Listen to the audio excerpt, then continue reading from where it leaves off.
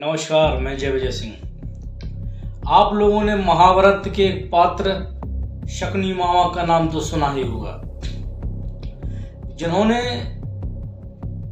संपूर्ण महाभारत में ऐसी राजनीति की कौरव पक्ष का संपूर्ण विनाश करवा दिया। लेकिन क्या आप ये जानते हैं कि शकुनी जो राजनीति में बड़ा ही माहिर व्यक्ति था, अर्थशास्त्र में भी बड़ा माहिर व्यक्ति था और समाजशास्त्र में भी बड़ा माहिर व्यक्ति था, यानी कि कई प्रकार के धर्म ग्रंथों से लेके सामाजिक समरसत्ता से लेके राजनीति का वो प्रकांड विद्वान था। लेकिन प्रश्न ये है कि शकुनी ने आखिरकार अपने ही भांजे श्री के कुल का विनाश क्यों करवाया? क्यों एक मामा इतना ज्यादा निरंकुश हो गया, ये सब जानते हुए भी कि वो अपने भांजे को जो विद्या दे रहा है, अपने भांजे से जो कुछ कह रहा है, वो अंततः उसके भांजे के कुल के विनाश का कारण है। और अंततः हुआ भी ऐसा कि महाभारत में संपूर्ण कौरव वंश का नाश हो गया। तो चलिए समझते हैं। आज इस वीडियो के माध्यम से हम समझते हैं कि शकुनी ने ऐसा क्यों किया। शकुनी गांधार नरेश का लड़का था, जिसे हम गांधार के नाम से भी जानते हैं। गांधार नरेश का राजकुमार जो आगे जाके शकुनी मामा के नाम से प्रसिद्ध हुआ। महाभारत के समय में गांधार एक छोटा सा राज्य था, और वहीं दूसरी ओर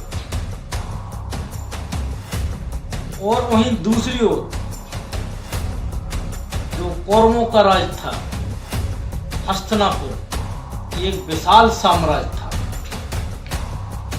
जब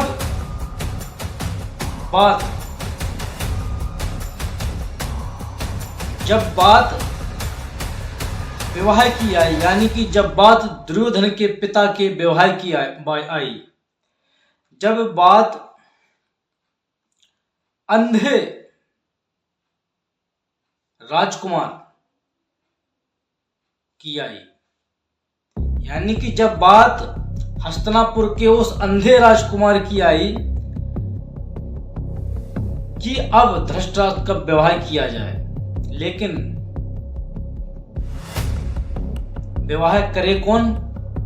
क्योंकि धृतराष्ट्र तो अंधे थे।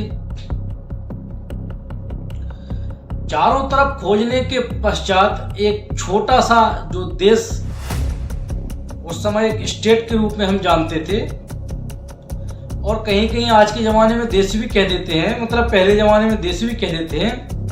तो पड़ोस में एक छोटा सा राज्य था, जिसे हम गांधार बोलते हैं या गंधार बोलते हैं। उसी गंधार का ये राजकुमार था शकुनी। शकुनी की बहन यानी कि दुर्योधन की मां राजकुमारी गांधारी बहुत ही सुंदर थी। सुंदरता के साथ साथ युद्ध नीति, कूटनीति में बड़ी माहिर थी। लेकिन वो नहीं चाहती थी कि उसका विवाह अंधे धृतराष्ट्र से हो।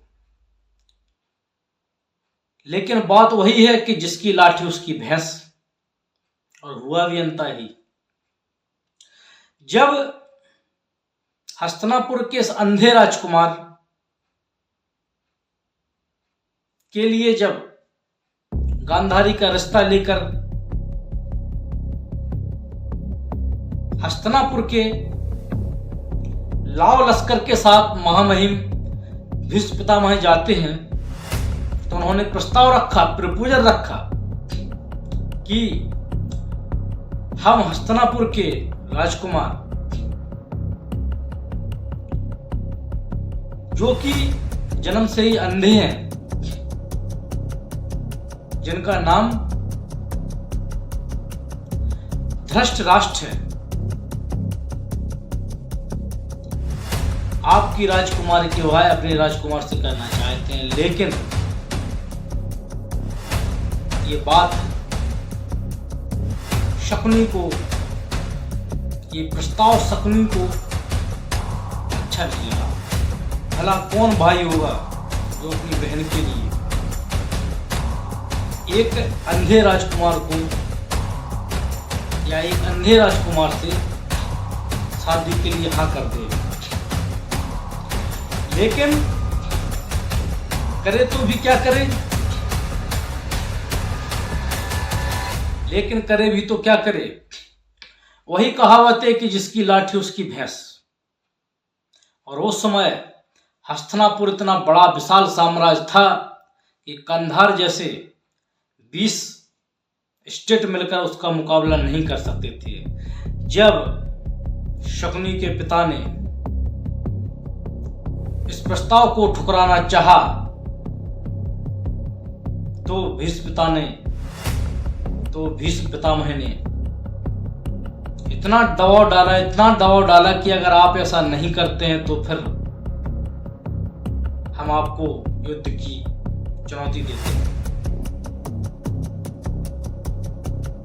उस समय राजा का ये कर्तव्य था और कर्तव्य होता था कि अपनी प्रजा की रक्षा कैसे करे। तो शकुनी के पिता ने उस समय निर्णय लिया कि अपनी पुत्री का विवाह वो हस्तिनापुर के राजा के जो लड़के हैं, जो जन्म से अंधे हैं, धृतराष्ट्र, उनसे कर देगा। और अंत हुआ भी, बड़ी धूमधाम के साथ विवाह हुआ। लेकिन ये विवाह जोर और जबरदस्ती के दम पर हुआ था। वही बात मन में शकुनी के घर कर गई कि हम शक्तिहीन हैं, इसलिए जबरदस्ती मेरी बहन को विवाह के लिए मजबूर किया गया।